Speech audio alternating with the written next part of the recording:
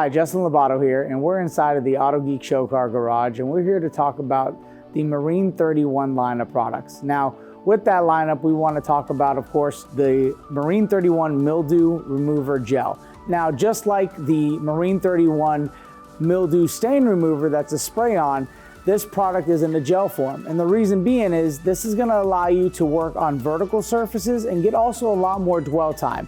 So just like the spray version, you would of course spray this, and instead of giving it 1 to 3 minutes of dwell time, you would look closer to, I would say, 3 to 5 minutes. This gives you a lot more work time, especially on those vertical surfaces as to where the spray formula tends to maybe in some cases just run off. This will have a lot more dwell time with it, the cling action of that gel to really work and do its job. Now, it's still safe on all the surfaces you would use, such as your vinyl seats, your canopies, your boat tops, your rubbers, your gel coats, all those areas, including, of course, your house as well, such as your sinks, your tubs, and all those other surfaces where there may be some mold accumulation. It still serves the same purpose in killing the mold at the source and removing it so it doesn't come back.